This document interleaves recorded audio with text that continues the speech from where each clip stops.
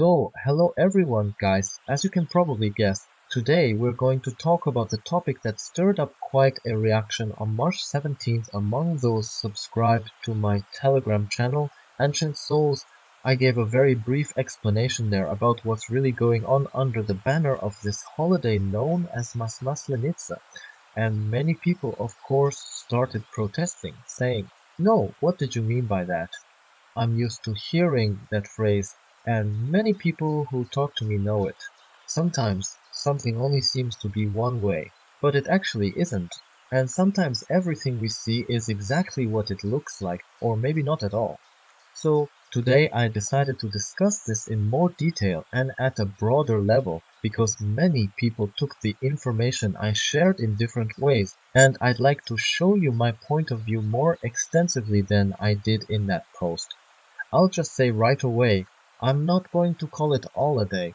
It's more like a phenomenon of the Matrix and all the so-called festivities it involves, like Maslenica and many others that, at first glance, seem to have no connection to what I'm about to say, but which are actually just one result of a single mechanism, a very global gyre in the works. Another moment of harvesting energy, a shearing of sheep, so to speak, ahead of what we might call the next snap in our universe. In our case, that snap is March 20th. I don't even know where to begin. Maybe I'll start with the fact that many people after my Maslenica post were not too lazy to write on YouTube under my videos, saying, Nadezhda, haha, he. You wrote all that, but this holiday is so bright, so wonderful, and what's this about burning a person? It's not a person at all.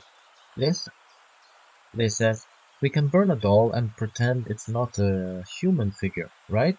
It's supposedly not a depiction of a person, so it must be something else, like a dandelion. First of all, to those who seriously insist that a human-shaped woman suddenly became some symbol of winter, if they took a huge block of ice and melted it in a fire, that would be more convincing.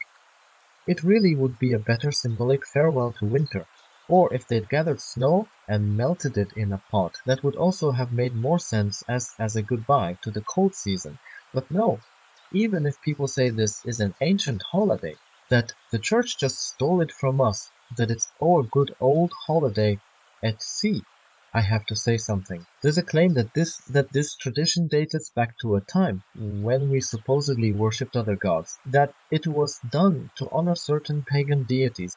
And no matter what people say, no matter who might get angry in the comments, I'll repeat what I say about 350 times a day on my Boosty channel in the past that I remember. We had no gods. None at all. I remember many of my past lives, including one in 5th century France, which was a very fun time, if you know what I mean.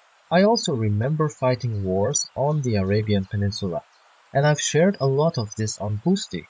I recall how we defended our land from invaders, and so on. I remember these details vividly, down to how we lived, walked, dressed, what kinds of musical instruments we had, a whole lot. I remembered it all as far back as when I was 19, and I confirmed a great deal of it with actual research. Anyway, from what I remember, we never had gods. We didn't worship anyone.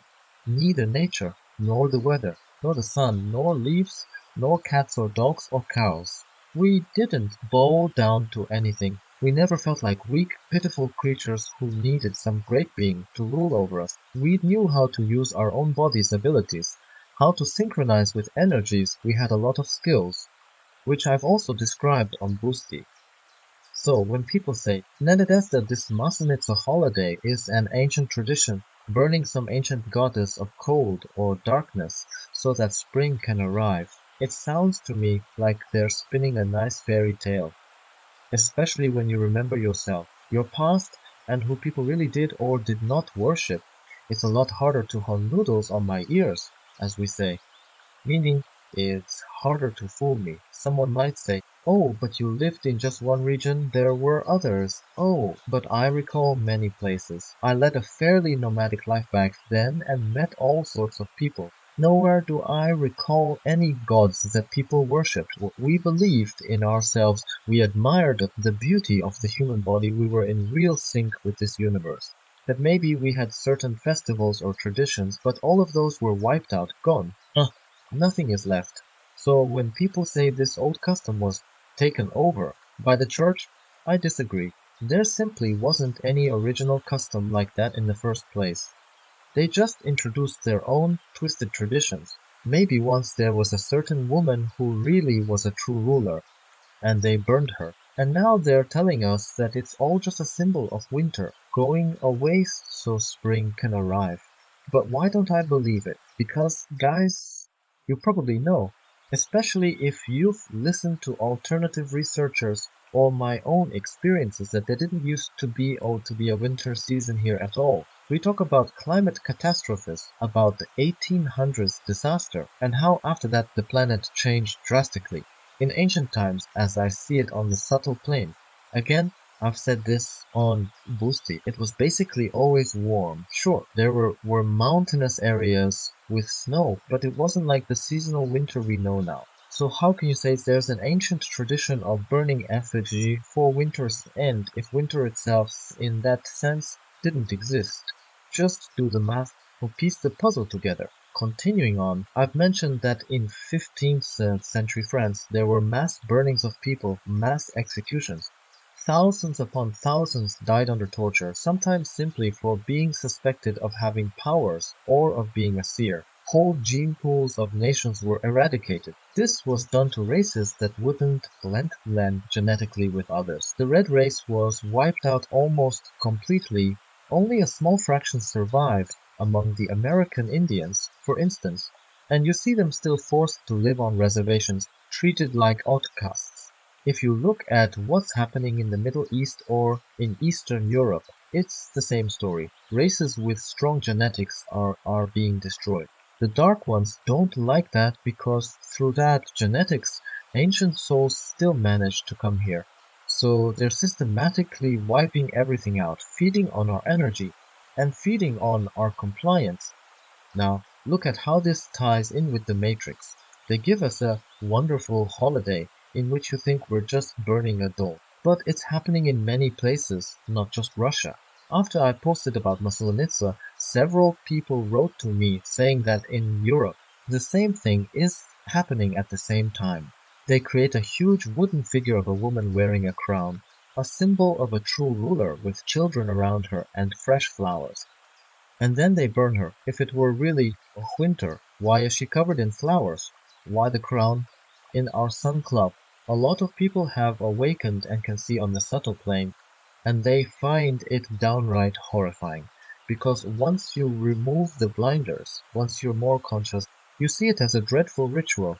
And remember, in black magic, there's a concept of a voodoo doll or Volt Phantom, a representation of someone or something that gets destroyed in a ritual. So all this talk of Mora Morena, Slavic gods or deities, it's more or less the same system as and his cronies. If you read about Titanomachy, you see how that bunch conquered humanity and tried to plunge us into darkness. These are not benevolent gods. Yet if we follow those mythologies, we end up with the notion that they're deities. In reality, all these festivals in the Matrix revolve around one main idea: ending the old era, burning or killing off the old guardians, the true rulers, the seers, so a new era can begin. We see it at Maslenica, which lines up perfectly with the spring equinox on March 20th. Lent follows immediately after, leading up to Easter. You can look at my Matrix playlist on my channel, where I show how the Matrix clock operates, dividing the year into segments at the equinoxes and solstices, each segment representing an energy shift or shearing cycle. That's why I find it unbelievable that people consider this a festive event full of positivity. After all, it matches up with so many other events worldwide. St. Patrick's Day in Ireland is around the same time, supposedly celebrating how St. Patrick drove out the snakes, or whichever bad guys. Meanwhile, in Valencia there's a festival called La Les Fallas, involving enormous statues, often female, decorated with fresh flowers, which are then set on fire with fireworks. The patterns match, no matter how you spin it. It's all part of the same Matrix ritual. Carnival, the root meaning of farewell to meat, and so on, leading into Lent and culminating in the next cycle.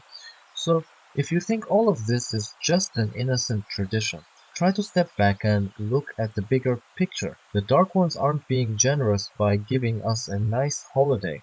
They're performing mass magic, mass rituals, using dolls or figures, voodoo or both phantoms, loading them with a specific image or intent and burning them, all to harness or redirect energy. Anyway, that's why I said in my post that pancakes are a funeral dish. Officially, in church tradition, pancakes are indeed associated with funerals, yet we're told Maslenica is this bright holiday where we all eat pancakes, which historically symbolize the end of the old life and the start of a new one. It's about reincarnation, in a sense, but the church flipped it, made it about mourning or death. Add to this the fact that Forgiveness Sunday leads into Lent, and everything aligns with those matrix cycles. It's basically one era ending, another beginning.